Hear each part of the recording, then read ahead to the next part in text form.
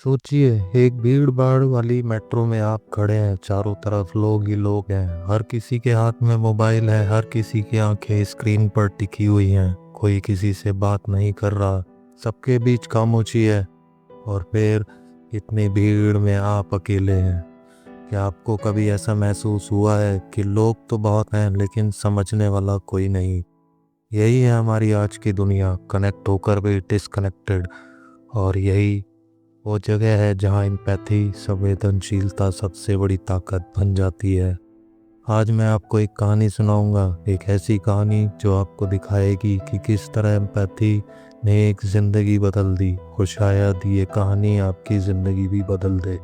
स्वागत है आपका ज़िंदगी की पहचान पर। यहाँ हर कहानी एक नई रोशनी देती है, हर शब्द दिल को छूने वाला होता है, हर पल ज़िंदगी जीने का एक नया अंदाज सिखाती है। कुछ साल पहले की बात है। मुंबई जैसे बड़े शहर में एक युवक था, नाम था आदित्य। आदित्य एक मल्टीनेशनल कंपनी में काम करता था। बाहर से उसकी ज़िंदगी परफेक्ट लगती थी, अच्छी सैलरी, बड़ा फ्लैट, ब्रांडेड लाइफस्टाइल। लेकिन अंदर से वो बेहद अकेला था। उसके पास बात करने वाला कोई नहीं था। रोज का रूटीन, सुबह ऑफिस, रात को थका हारा घर। दोस्तों से कांटेक्ट धीरे धीरे कम हो गया, फैमिली दूर थी। वो चाहता था कि कोई उसकी दिल की सुने, उसकी हालात को समझे। लेकिन उसे लगता था कि इस शहर में सब अपने अपने दौड़ में भाग रहे हैं, किसी के पास उसके लिए वक्त नहीं है। फिर एक दिन कुछ ऐसा हुआ जिसने उसकी सोच बदल दी। आदित्य एक रात बहुत परेशान था। ऑफिस से लौटते वक्त उसने लोकल ट्रेन पकड़ी। ट्रेन यूजुअल भीड़ से भरी थी। वो कॉर्नर में खड़ा होकर सोच रहा था। उसकी आंखों में नमी थी, पर चेहरे पर मास्क की वजह से किसी ने नोटिस नहीं किया। तभी पास खड़े एक बुजुर्ग आदमी ने उसे धीरे से पूछा, बेटा सब ठीक है? तुम कुछ परेशान लग रहे हो। ये छोटा सा सवाल आदित्य के दिल में गहराई तक उतर गया, क्योंकि इतने महीनों में पहली बार किसी ने जेन्युइनली उससे पूछा था कि वो कैसा है। उस बुजुर्ग का नाम था शर्मा जी। उन्होंने सिर्फ 2-3 बातें की। देखो बेटा, जिंदगी में मुश्किलें आती हैं, लेकिन अगर मन भारी लगे तो किसी से बात करना जरूरी है। बस इतना कहना था और आदित्य की आंखों से आंसू निकल पड़े। वो शायद महीनों से रोना चाहता था, लेकिन कोई सुनने वाला नहीं था। सोचिए, शर्मा जी ने ऐसा क्या किया? उन्होंने कोई बड़ी फाइनेंशियल मदद नहीं की, ना ही आदित्य की प्रॉब्लम सॉल्व की। उन्होंने बस एक इंसान की तरह उसकी फीलिंग्स को महसूस किया, एम्पैथी दिखाई। और यही एम्पैथी ने आदित्य को उस रात संभाल लिया। उसके बाद आदित्य ने खुद से वादा किया कि वो अपनी ज़िंदगी में दूसरों को समझने की कोशिश करेगा। धीरे धीरे उसने अपने कलीग से जेन्युइनली पूछना शुरू किया, कैसे हो, सब ठीक चल रहा है? वो छोटे छोटे गेस्चर करने लगा, जैसे किसी का जन्मदिन याद रखना, किसी की प्रॉब्लम ध्यान से सुनना। आश्चर्य की बात यह हुई कि उसके रिश्ते बेहतर होने लगे।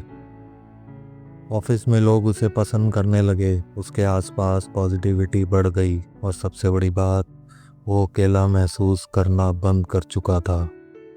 अब जरा आप सोचिए, क्या आपने कभी किसी को एक छोटा सा वर्ड ऑफ केयर बोला है, या किसी ने आपको जेन्युइनली सुना है और आपका दिल हल्का हो गया? अगर हाँ, तो आपने एम्पैथी की असली ताकत महसूस की है। आज की दुनिया में हम टेक्नोलॉजी से जुड़ गए हैं, लेकिन दिल से डिस्कनेक्टेड हैं। इंस्टाग्राम पर लाइक्स ज़्यादा हैं, लेकिन रियल लाइफ में दोस्त कम।